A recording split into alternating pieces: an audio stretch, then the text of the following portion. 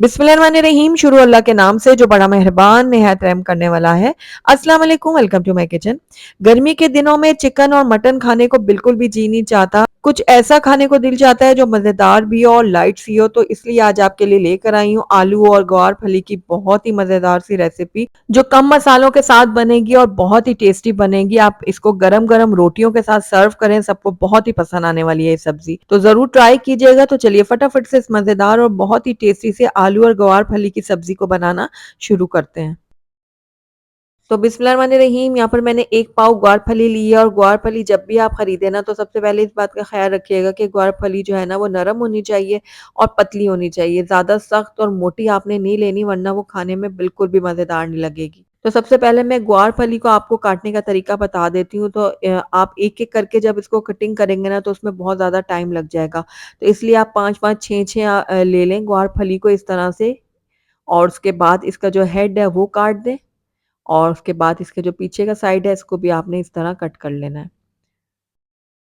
उसके बाद आप छोटे-छोटे टुकड़ों में इनको कट कर लें। ये देखिए इस तरह से।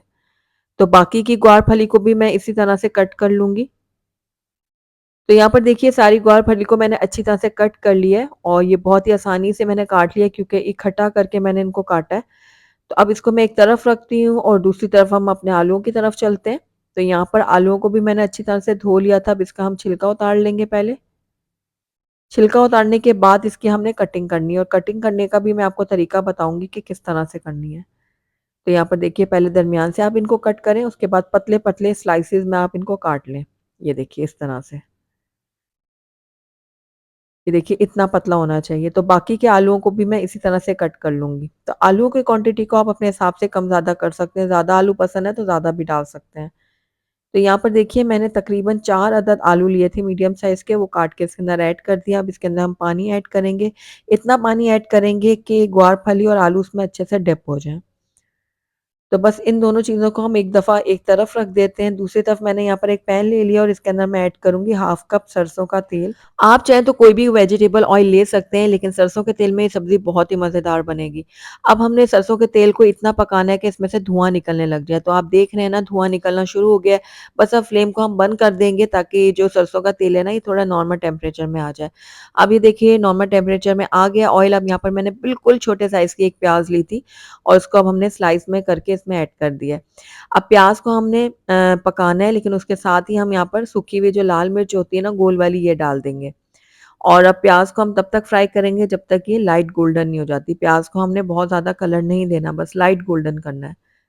तो इस तरह से देखिए प्याज़ हमारी लाइट गोल्डन हो गई है। बस इस टाइम पे आकर हम इसके अंदर हम ऐड करेंगे ग्वार फली और आलू जो हमने काट के रखी थी। तो ये देखिए पानी इसके अंदर है, पानी से निकाल कर हम इसके अंदर डाल देंगे इस तरह से। तो सारे आलू और ग्वार फली जो है मैंने पैन में शामिल कर दिया। इसको ऑयल में हम एक बार मिक्स कर लेंगे इस तरह से।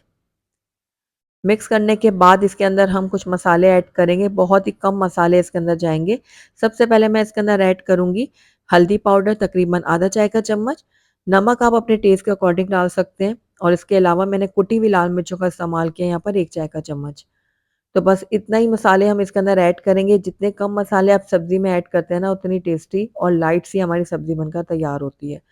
तो बस ये देखिए अब मसालों को मैंने आलू और ग्वार फली के साथ अच्छी तरह से मिक्स कर दिया है। उसके बाद हम इसको कवर करेंगे और 10 मिनट के लिए हमने बिल्कुल लो फ्लेम में इसको पकने के लिए छोड़ना है। और आपने देखा है मैंने इसके अंदर पानी ऐड नहीं किया, ये अपने पानी में दोनों चीज़ें गलेंगी।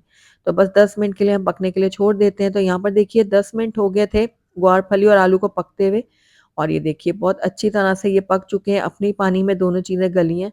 तो हम आलू को चेक कर लेते हैं कि ये गले हैं कि नहीं। तो ये देखिए आलू हमारे कितनी अच्छी तरह से गल चुके हैं, जबकि हमने इसके अंदर बिल्कुल भी पानी ऐड नहीं किया था। तो ग्वार फली और आलू की सब्ज़ी हमारी बिल्कुल रेडी हो गई है। आइए इसको मैं आपको प्लेट आउट करके दिखाती हूँ। माशाल्लाह से हमारी बहुत ही टेस्टी और मज़ेदार सी आलू और ग्वार फली की सब्ज़ी बनकर तैयार हो गई है, और आपने देखा कम मसालों के साथ बनी है, लेकिन बहुत ही मज़ेदार बनी है। आप इसको गरम-गरम रोटियों के साथ सर्व करें, सबको बहुत पसंद आएगी। तो ज़रूर ट्राई कीजिएगा, और अगर आपको मेरी आज की रेसिपी पसंद आई है, तो इसको लाइक भी ज़रूर कीजिएगा, और मेरी वीडियो को शुरू से एंड तक देखने का आपका बहुत-बहुत शुक्रिया। Thank you for watching. अल्लाह हाफ़िज़।